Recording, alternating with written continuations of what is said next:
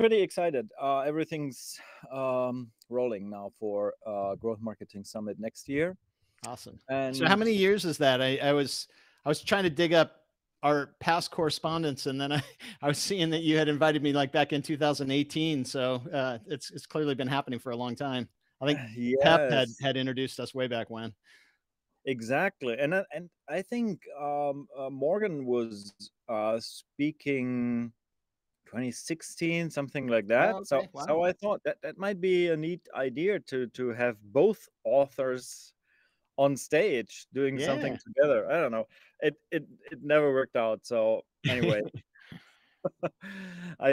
Morgan was there last year, and he should talk 2020, and then COVID came, so we had Oh, to yeah, yeah. postpone the conference for 2 years. But yeah, we are doing this now since 2010. Uh-huh. It originally started as kind of a bar camp, so we invited all enthusiasts about A/B testing to share their experience and wisdom. It only took 2 years until we started to make um, a track with speakers that we invite. Because as Mm-hmm. I'm speaking at many conferences, I realize there are many great people out there. And if you want to see them, you're traveling the whole world, or you're Right. really lucky. So I thought we do kind of a curated conferences, one track. I hate it if it's separate tracks. I always have Same. the feeling I'm in the wrong track Yeah. with. And do you do a like a trade show with it too, or is it primarily just the conference? No, it's just one stage, one track. We Perfect. have a couple of sponsors. But yeah, and it has grown since then. The first venue where we started was like 250 seats. It was quickly sold out. We were happy with the situation for a couple of years, because just starting the sales and being sold out in a couple of days or weeks, few weeks, that was pretty Yeah. comfortable. But then we thought, well, we have to take the topic out of this small venue. We have to make it bigger. So Yeah. since then, we changed venues a couple of times and grew it now to 700 people. I mean, yeah. So That's amazing.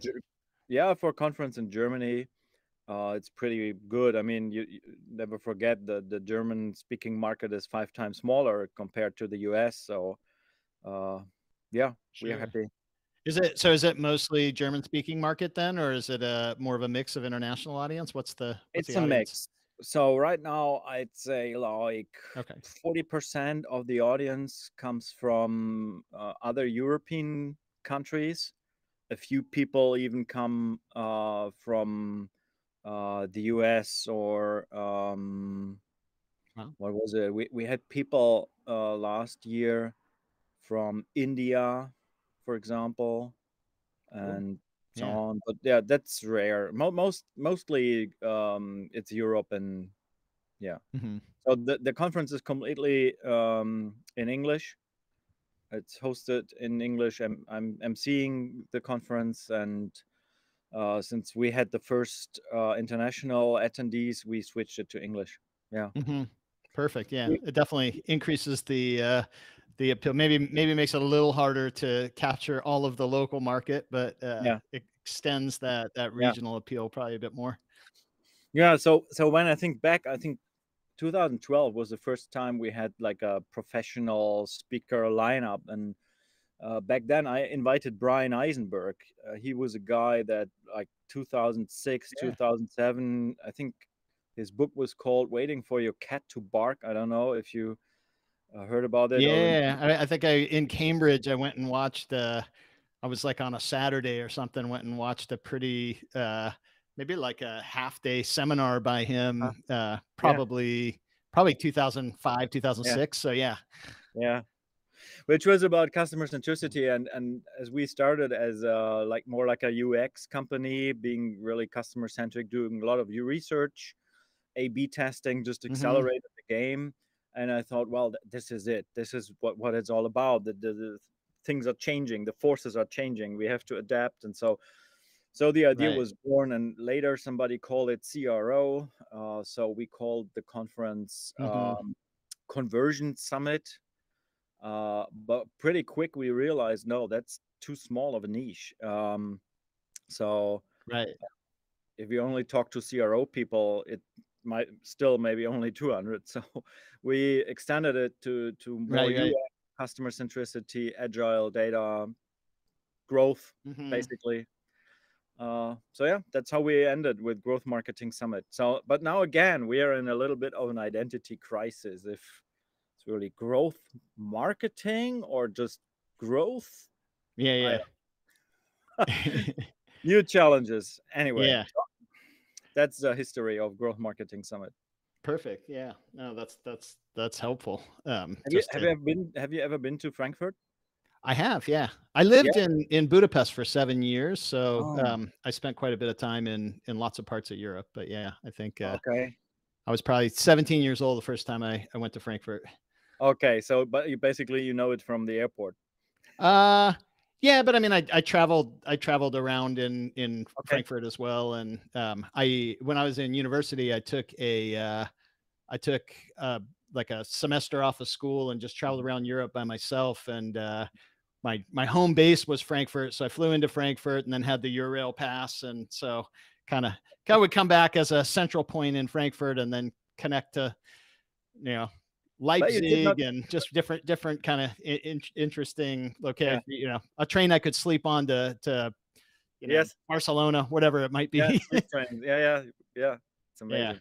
But you did not. That's not the place where you met Morgan. I think he lived in Frankfurt for like 2 years or something like Oh, that. no. Yeah, we funny enough, I met Morgan when I was trying to hire someone for my own company. Mhm. And I just started kind of looking at LinkedIn profiles and came across Morgan's profile, and he had a presentation on there that Mhm. was about growth hacking. And it might have been probably like 80 slides. Like it's a Mhm. really comprehensive presentation. And I'm like, dang, this presentation is better than anything I could do.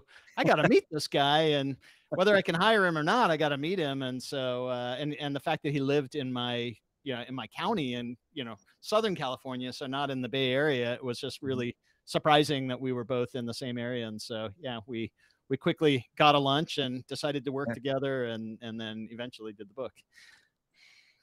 The book. So I think let's start with the book. So that's like my first question. So I just read that you've sold how many 600,000 copies in China. Is that Yeah, right? that's just in China. Yeah, so worldwide, they're not real great about communicating how much we're doing in each market. So it was Mhm. a surprise to find out we were doing 600,000 in China. Mhm. But like Brazil, I know is another. So the Portuguese version is another really hot version. Obviously, the Mhm. English version has done really well. And so um, we're still trying to pull together the numbers, but it really looks like we're tracking, if even just on the China numbers, that we're tracking to a Mhm.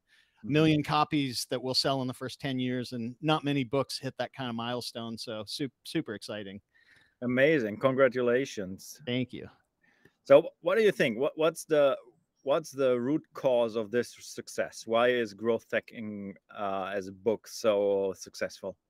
Yeah, I think there's a few things. One, we purposely did not want to make it about tactics, because a tactic that works today is probably not going to work in a month from now. And so that would be a book that got stale pretty quickly. So we wanted to make it about kind of lasting frameworks and processes, and how to get your team working well together across growth. And so I think just the content itself is very evergreen.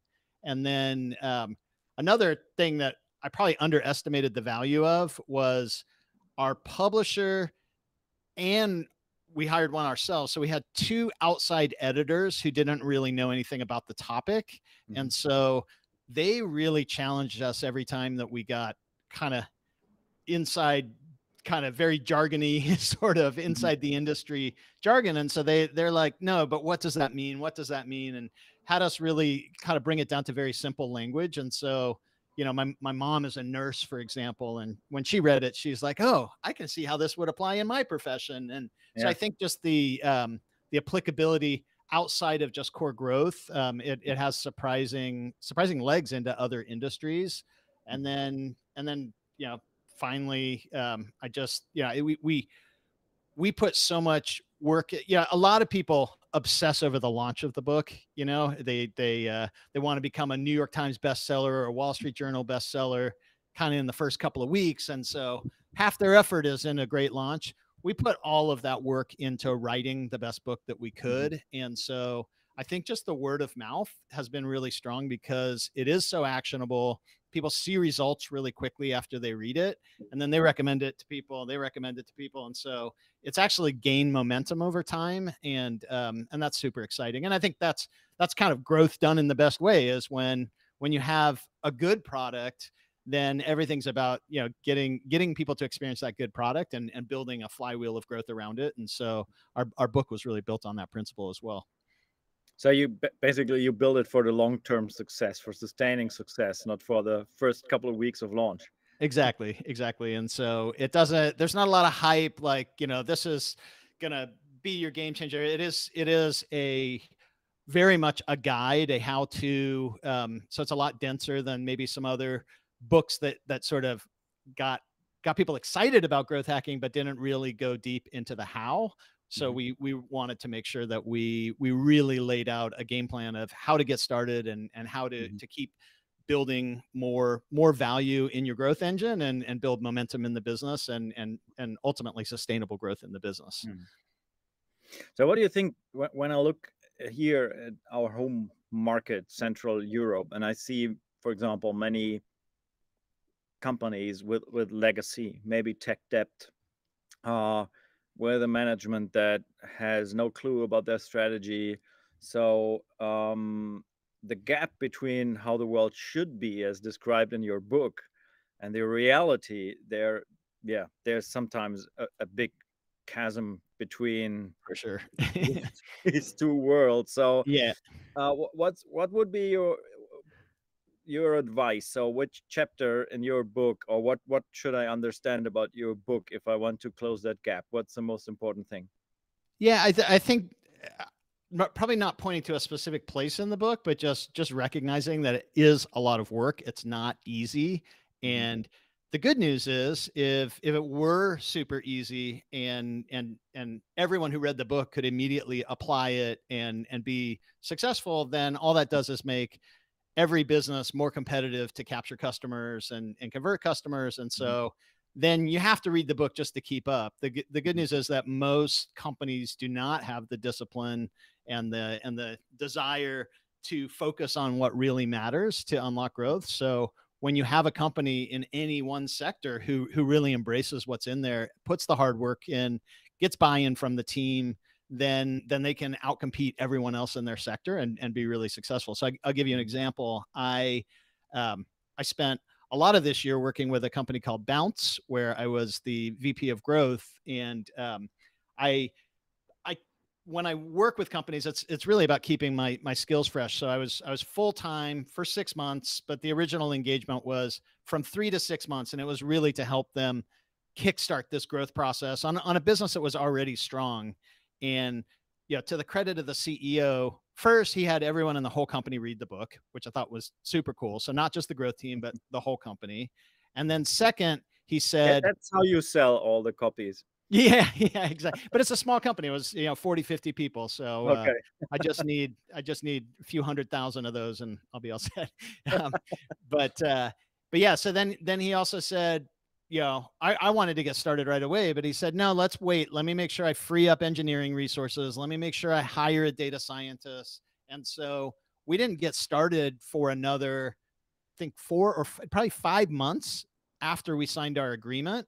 And it was really about just getting the team set up so that they could be really focused on working with me effectively. I interviewed all the key players. They interviewed me. So we really went through the effort to make sure everyone was on board and agreed this is the right thing to do.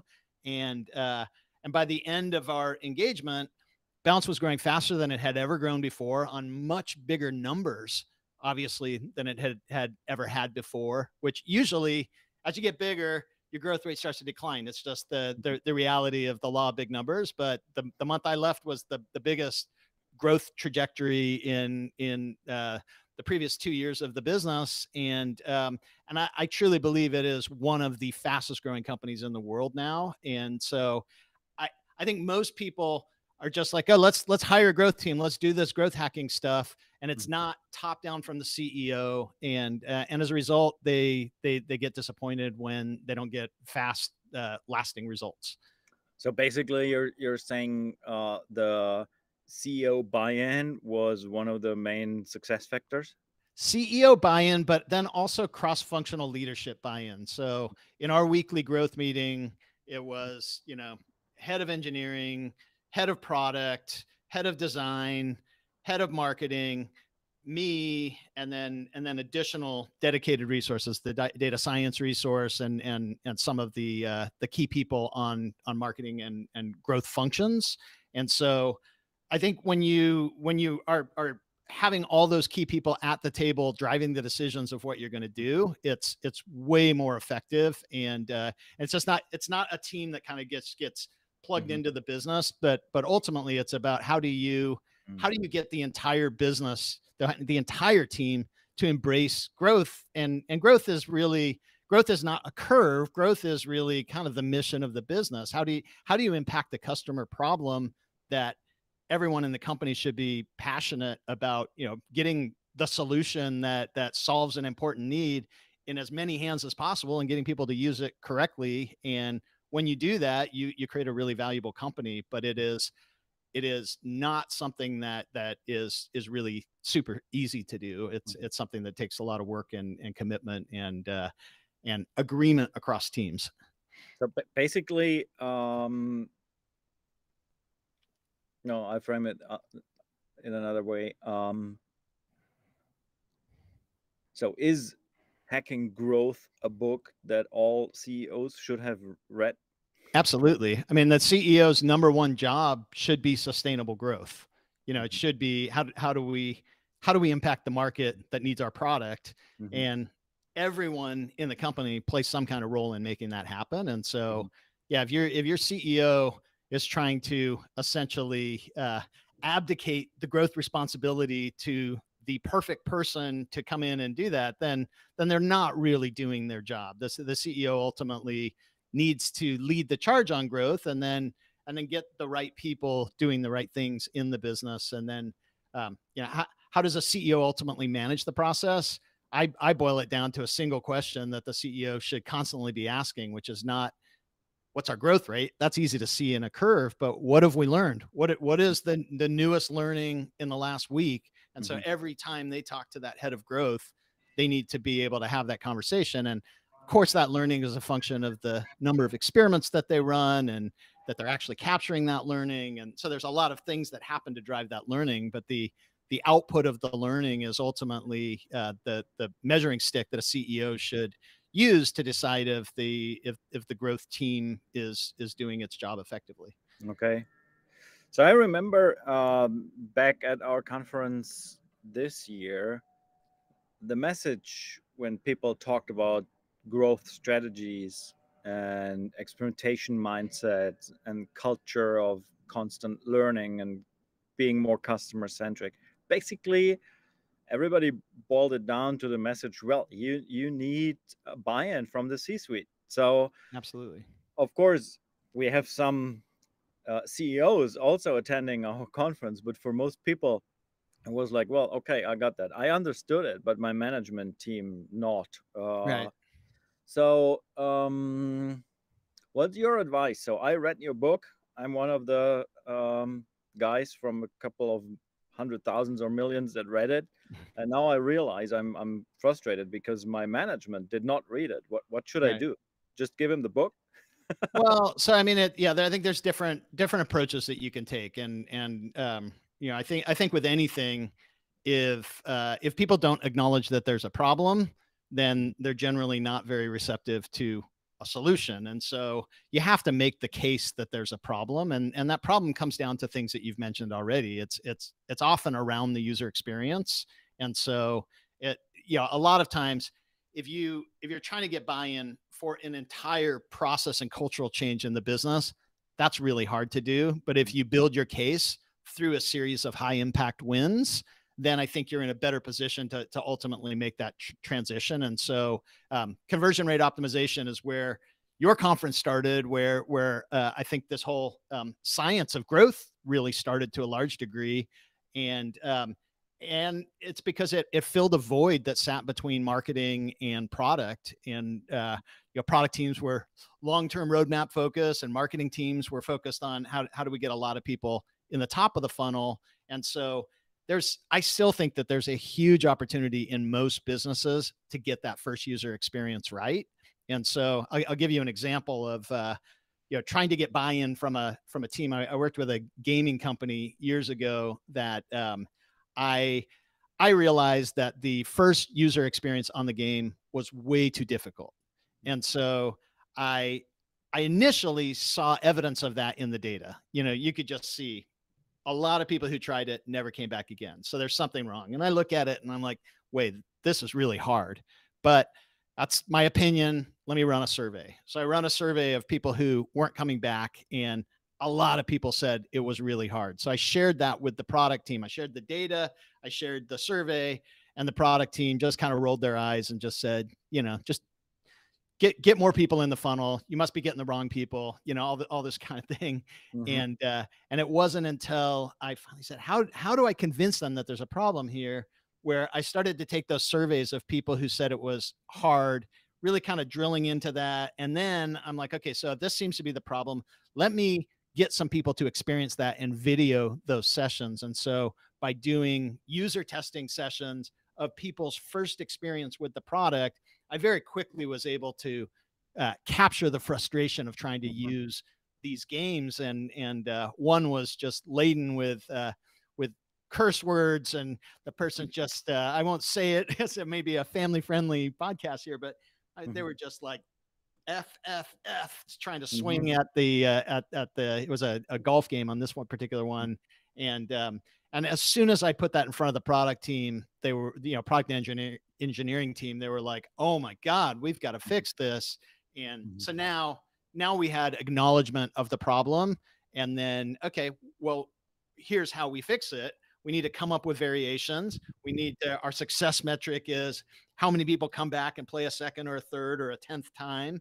And what are the real problems here? And how do we get this experience to the level where they're going to keep coming back on a regular basis? And so that's really what started the solution there, and the embracing of this approach. And so I think every company is going to be different, but most of the time, if you're having trouble getting buy-in from the top, then being able to at least shine a spotlight on a flawed first user experience and then show results in improving that first user experience and how those actually impact revenue in the business.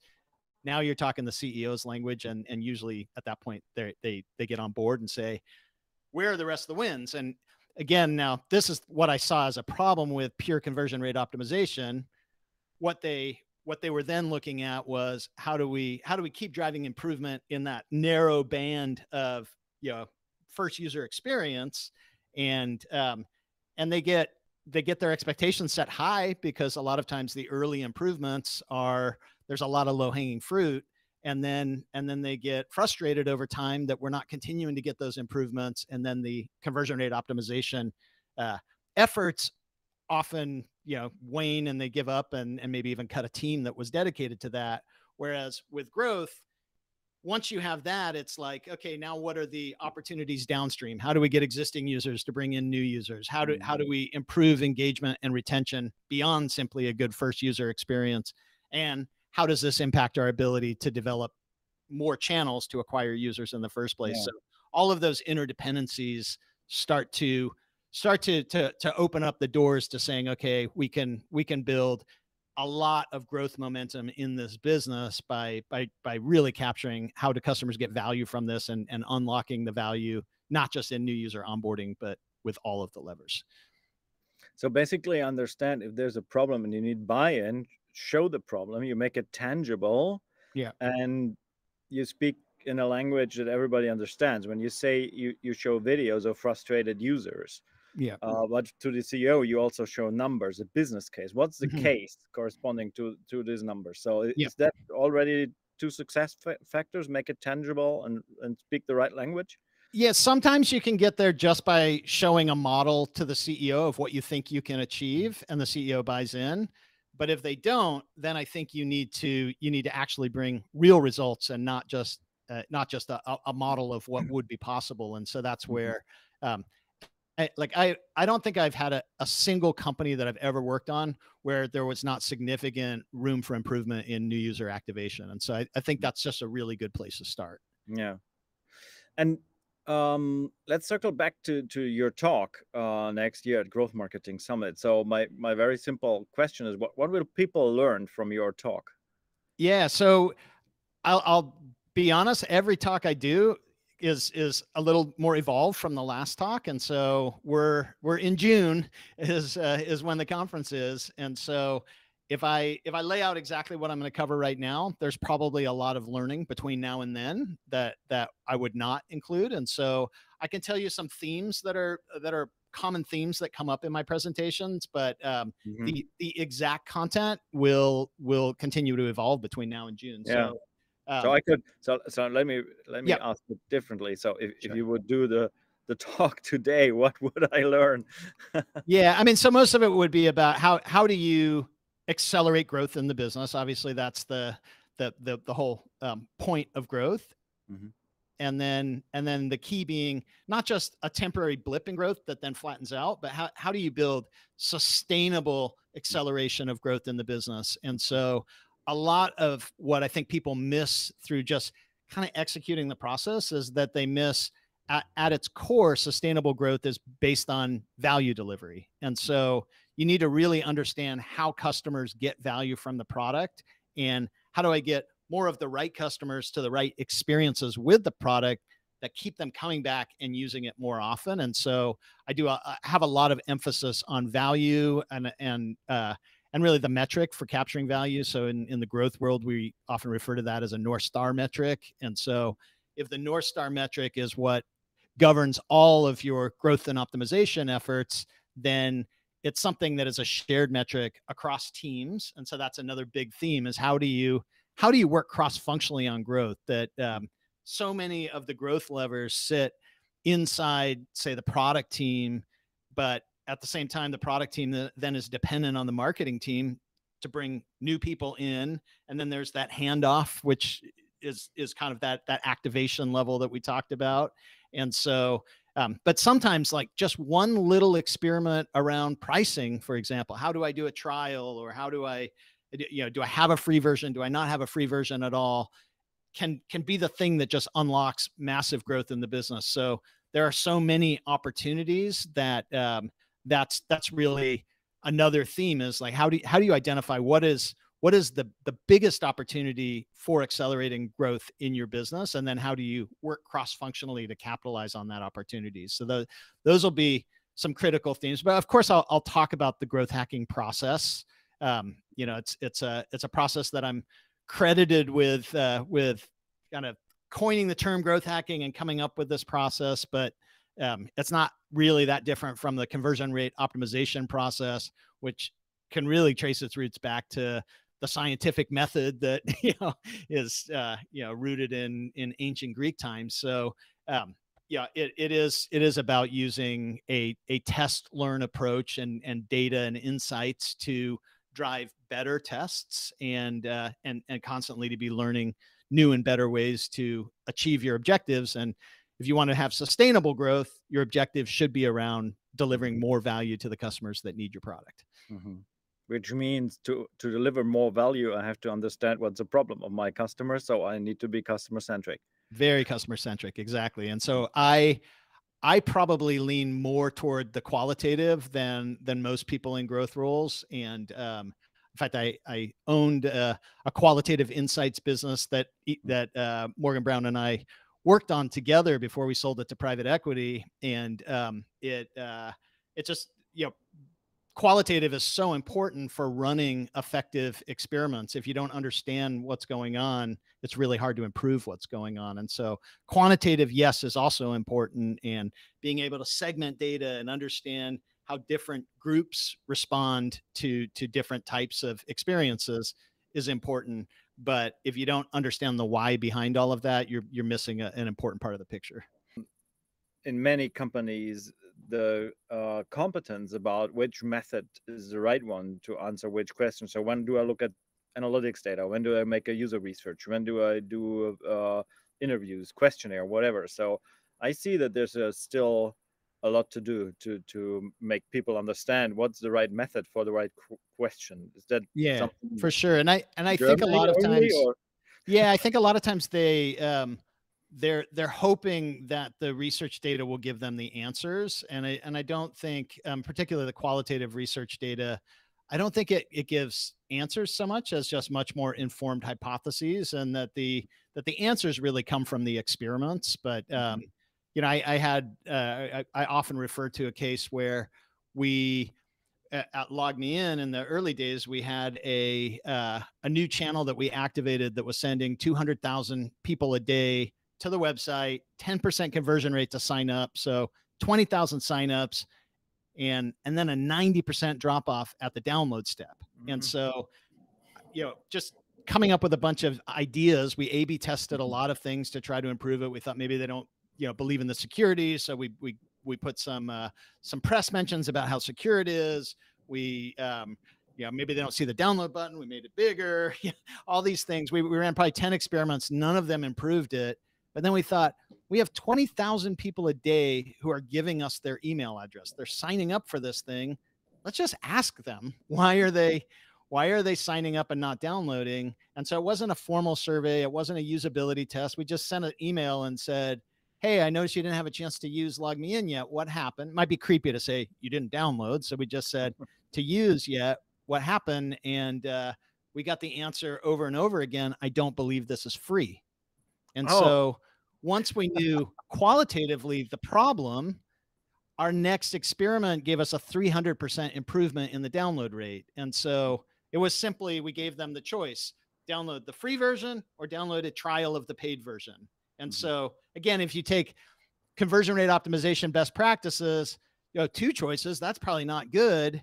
But in this case, the other one was just to, having a trial of the paid version was really just a credibility builder, so that when they saw the free version, they believed it. And so we put a big graphical check mark for the free version, take this one.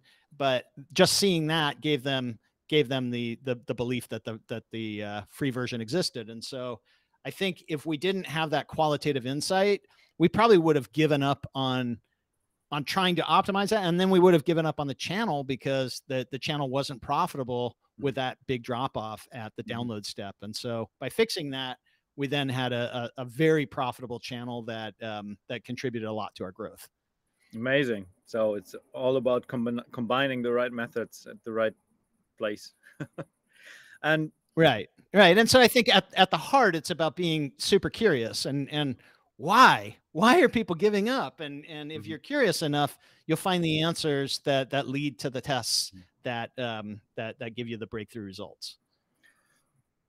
So one last question. So let's assume I hear a lot about fast growing companies, SaaS companies that have digital products. Let's assume you're hired, you got an offer you can't refuse. It's a 300,000 people, big companies selling products in the real world, something like, I've already refused it. It's that big, but go ahead.